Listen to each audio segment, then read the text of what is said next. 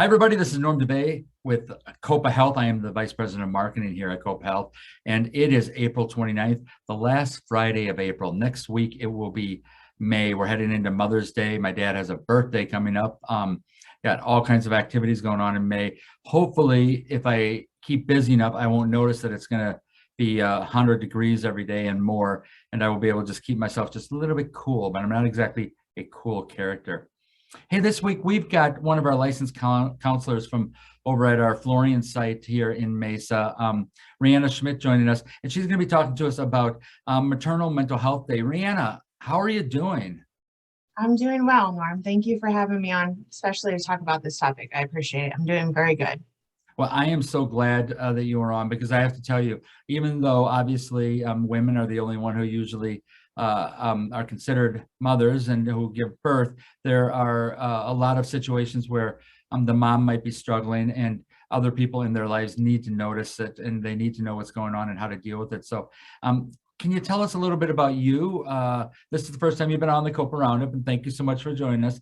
And how you came to Copa Health, what you do at Copa Health. I know the location that you're at, but I'm not sure I know exactly what you do. So I am a licensed counselor over at the Florian site. So we see folks both SMI and GMH. I came to be with Copa. I've been here for about 2 years now, but for a total of 12 years. I took a little sabbatical and came back. And the reason why I came back to Copa is because I appreciated the leadership that I had here. I appreciated the company's kind of own values and the mission and being forward thinking. And I didn't find that in the other places that I found that I was employed with for a short time. And that's why I came back to Copa, because that was really important to me. Yeah, I whenever somebody tells me that, and by the way, I'm not surprised. People on a fairly regular basis leave us for other opportunities, and a lot of them end up coming back. I like to use that as a commercial or an advertisement for our People First department, so that folks know how the culture is such a wonderful thing here at Copa. But we're here today to talk about maternal mental health and Maternal Mental Health Day, which is May 4th. It seems new to me, but can you tell us about the importance of maternal mental health and some ways to ensure mothers stay healthy, and then also what the day is all about? Yes. So Worldwide Maternal Mental Health Day started in 2016. The day is all about bringing awareness to the fact that maternal mental health is something that not only in the United States, but across the world has been undertreated and underrecognized for far too long. And so the day is to, most importantly, bring awareness to the fact that this is an issue, this needs to be treated. And as not only as family members, but as providers, it's really important within Copa Health to be aware of the signs and what people might be experiencing in order to help them the best. So what are some of the signs? I know that when it comes to certain things, I'm oblivious. I don't pick things up always. And other times I'm very intuitive and I am able to pick things up. But what are some of the signs that, a new mother is struggling? So good question. I'm going to refer to, as I answer your question, I'm going to refer to something called perinatal mood and anxiety disorders, or PMADs. That's kind of the term that we came up with. Not me necessarily. I received my training through Postpartum Support International, and they are one of the leading foundations, especially in America, for this kind of research and fundraising and things like that. So they came up with that term, perinatal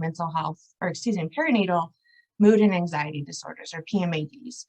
So some of the signs of specifically postpartum depression, it can look a lot like the baby blues that some people might collectively think of, or it can look a lot like just normal depression. So the difference between normal pregnancy and kind of the regular mood changes and things that you might experience in depression is your mood. When you're experiencing depression, your mood is probably more gloom, more irritable. Pregnancy, you're probably a little bit more teary. Your sleep, you might have some heartburn or something like that while you're pregnant. But during depression, you're having a harder time sleeping. you're having a harder time sustaining sleep. When you're pregnant, your self-esteem is largely unchanged, but when you're experiencing depression, perhaps you feel more guilt or just overall lower sense of self-esteem. Your energy is probably quite a bit different when you're experiencing depression versus typical pregnancy as well. And then when you're pregnant versus depression, you probably, as you're pregnant, you're still experiencing pleasure, but having lack of pleasure, lack of finding things that you can enjoy when you're experiencing depression. And so postpartum depression versus the baby blues, the largest indicator there versus am I experiencing baby blues or am I experiencing postpartum depression is the overall time frame. So our mood is naturally going to change after we're given birth. During the training that I took, one of the physicians that led the training said that being pregnant and then giving birth is likened to taking nearly 100 birth control pills throughout the duration of your pregnancy and then all of a sudden stopping it. So you can imagine knowing that huge change all of a sudden. You can imagine the changes that might happen with our mood. So some fluctuation in our mood is typical. And like somewhere around 70% of women experience the baby blues. So those are things like the occasional mood swings, fatigue, predominantly your mood is happy. The frustrations that you experience tend to resolve on its own. And typically you shouldn't experience that more than 2 or 3 weeks. After that time frame, you're starting to potentially look at whether or not this is postpartum depression or PPD, you might hear people refer to as well. So anxiety, certainly OCD or obsessive compulsive disorder, post-traumatic stress disorder, those are all things we can experience. Depression was one of the ones specifically, there was a huge study, kind of a landmark study that came out I believe in 2015, if I'm remembering correctly, although I think I'm wrong on that. I think it was 2010. The 2010 study said that there was nearly 400,000 infants who were born to mothers who were depressed. And so there was a few pieces of research that came out in like the early 2010s that really started to open our eyes to how significantly this is occurring within the population. And again, not only in America, but across the globe. And through this research, they found out that PMADs or perinatal mood and anxiety disorders are the #1 complication of pregnancy, the #1. So the things that your OBGYN are typically screening for, like gestational hypertension, preeclampsia, gestational diabetes, those things are happening about 6 to 8%, in 6 to 8% of the population, I should say. Perinatal mood and anxiety disorders are happening at 21%. So nearly double the amount of people are experiencing some type of mood disorders and anxiety disorders during their pregnancy or within the year after. So I should have explained that. The perinatal aspect, people often think of postpartum, so it's just after you've given birth, but you can certainly experience these things while you're pregnant as well. So the perinatal term, rather than saying during pregnancy or during postpartum, perinatal is meant to encompass both of those time frames. So it's from conception to 1 year after birth. And so that time is really intended to include, not only the after birth changes, but also the changes in lactation and the reemergence of your menstruation period. So that's why they go a year after birth, to kind of encapsulate that whole time frame. So as I said, there was a lot of research that came out in the early 2010s that really started to open our eyes about how often this is being experienced. And then shortly after, the 2016 World Mental Health Day came out, or Maternal Mental Health Day started, I should say. Well, I think that is so important. And I have to tell you, when I start contemplating things, I start realizing the effect that something like this could have. I imagine that for a single mother, it might be especially difficult, feeling isolated and other people only around them at work or whatnot, but if they're taking maternity leave. But I also can imagine in a young family, it might be, you know, like throwing a grenade into the middle of something. It affects those people really close to it, but it also really hurts people that are around everybody that is part of the situation. You know, Mhm. it seems as though 2016, obviously the recognition started and a lot of studies were coming out, but it seems like this is a long time coming. And I know we didn't talk about this earlier, but is this something that it's just starting to be recognized more and more as a clinical issue, or is it just something that right now is being talked about more? I think both. I mean, there's been since Hippocrates back in like 400 BC, he was the first to actually document the changes that he noticed in women during pregnancy and after pregnancy. So it's something that medicine has recognized in some form for a really long time. During the 1800s, mid 1800s, there was another professor, physician named Louis Marseille, around 1858, I want to say, that wrote about mental illness during this time frame as well. Then in around the early 20th century, there was the postpartum psychiatric illness was starting to be recognized. But it was all women were insane, or women were having, you know, some kind of fever, and they did all these really, really horrible treatments that all it really did was make women kind of suffer in peace, because nobody would talk about it because they were afraid of the stigma that would happen. And so I think with the culture being what it is in our society, I think more and more people are finally being comfortable talking about mental health. And I think also there's some really prominent celebrities that have started talking about their experiences. One of the things that comes to mind for me is when Brooke Shields came out and wrote her book. I'm going to say off the top of my head that was probably 15 years ago. Beyonce has talked about her struggles. Meghan Markle, Serena Williams. There's plenty of celebrities who I think have helped to contribute and open up and tell us what they've experienced as well. So I'm really grateful for those experiences, because normal folks just think that they're suffering and they're the only ones. And so to me, that's why this is really important. I had a family member who experienced this, and to the point that we nearly lost the person. It was that bad. And so since that day, I have really wanted to talk more and more about this, because I didn't know about it just 7 years ago. I'd heard of postpartum depression, but I just thought it was, you know, not that common. And then as you hear more and more and more, like, this is the number one complication. And so it's really important for everybody to be familiar with this, not only as providers within Copa Health, employees within Copa Health, but just as family members. It's really important to know how your friends may be experiencing things. And so I'm really grateful for the opportunity to be here today. And I am excited because I'm thinking about, you know, how stigma needs to be broken down even more when it comes to mental health issues. I you know, the terms just keep running through my head. Oh, buck it up, or get over it, or and I'm talking about depression in general, or anxiety. Oh, come on, you know, just deal with it. And that's slowly, maybe not fast enough, but it's slowly becoming better in our society.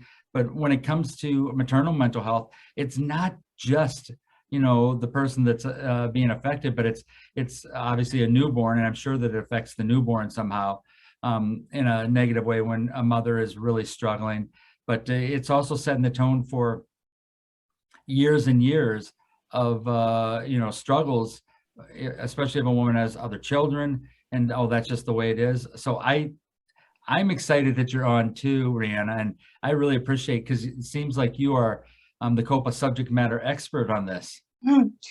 It's certainly something that I could talk about for probably days. I mean, the training that I took was days and days long too. So there's plenty of information that I have to share. There's thousands and thousands of resources out there. And you're right, Norm, this is something that affects not only the person who gave birth, but also their partners even. You know, fathers, 1 in 10 fathers experience some kind of postpartum depression. And that tends to spike for them like around 3 to 6 months, but even fathers experience this, partners experience this. So this is something that is not just, you know, within one gender or one culture or one race. This is experienced across the board. So even when a father or a spouse is, maybe they don't have their own history of depression themselves, but if their spouse does or the mother of their child does, then they're more likely to experience depression as well. So you're right, it can, you know, we've all heard of the horrible things on the news of these horrible situations that have happened. But most importantly, there is help out there. There are knowledgeable people, there are resources. And if people can just be aware that this might be happening and start asking the parents questions. And if you're a mom who's pregnant or you're planning on getting pregnant, talk to your doctors and ask them, do you feel comfortable treating me? Should I have some sort of problems during my pregnancy? Do you feel comfortable, you know, seeking help if you don't know how to help me? As clinicians, one of the most reliable screenings we can use to screen for postpartum depression, anxieties, etc., specifically depression, is the PHQ-9, which is in NextGen, which is very easy to use. It is one of the most studied pieces of screening tools for postpartum depression. So there are things we can do to help people out. There's even a psychiatric consult line for all of our BHMPs out there that's free to any medical provider in the United States. There's tons and tons and tons of resources. So please seek help, ask questions, talk to the people in your life, and just ask them how they're doing. Ask them if they want to talk about their birth experience. Ask them, maybe sometimes they don't enjoy parenthood, and that's okay too. It's a really hard time frame. So let's talk about how we're feeling during this time frame so that we can all be better, so that we can all have happy lives and enjoy the new baby.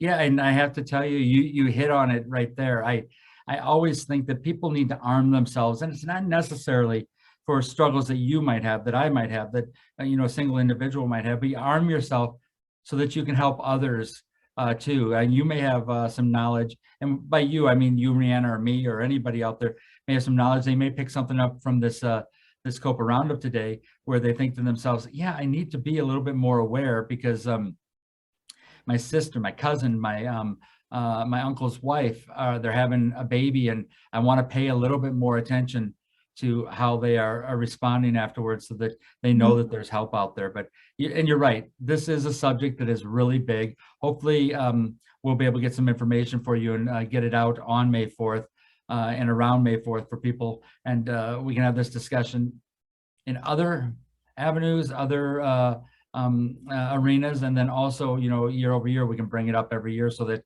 it stays in people's minds. So thank you so much for joining us. Absolutely. It was my pleasure. And I'm looking forward to being a resource for Copa Health for this, because it's a really important topic to me. As I said, it's something that I've experienced in my family. And every time I bring it up, somebody says, you know, my sister went through this, or my sister-in-law went through this, my mom experienced this. So it happens quite a bit. And so I'm really, really grateful for the opportunity to be here to discuss this. Well, and we are grateful for you, not only for you being on today and for what you do at Copa Health, but that you are cognizant and concerned and a caring person. So thank you so much. Absolutely. Thank you, Norm. Okay, so everybody, that is our Copa Roundup for this week. You know, as Rheanna said, this is a subject that we probably could talk about for hours and hours leading into days, but it is something that, you know, look out for Maternal Mental Health Day on May 4th. Try to, you know, like I said, arm yourself with some knowledge. And if you see somebody out there that's struggling, maybe you can connect them with a mental health professional that we have. I'm sure that Rheanna would be fine if you sent her an email and asked her who she can reach out to, or who people can reach out to, though. Hey, next week, I believe we are looking at May 6th, another Friday, 2022. We've got Gabriel Valencia from our People First Department. He's our benefits manager joining us. And that's right, folks. It's that time of year again for open enrollment. And we want to make sure that you have all the information about the benefits that we have and the changes to the benefits that we have. So everybody, please check out next week and learn about everything that's coming up with this year's open enrollment. Until then, I know that I asked Rheanna before we started taping today. She is inoculated. She is vaccinated with the COVID-19 vaccination. I am vaccinated. And if you get an opportunity, go out there and get vaccinated. If you haven't gotten your booster yet, go out and get your booster. It's just so important. I know that there's another surge coming around, and we just need to make sure that we take care of ourselves. So until next week, May 6th, everybody, take care, and we will talk to you then. Bye now.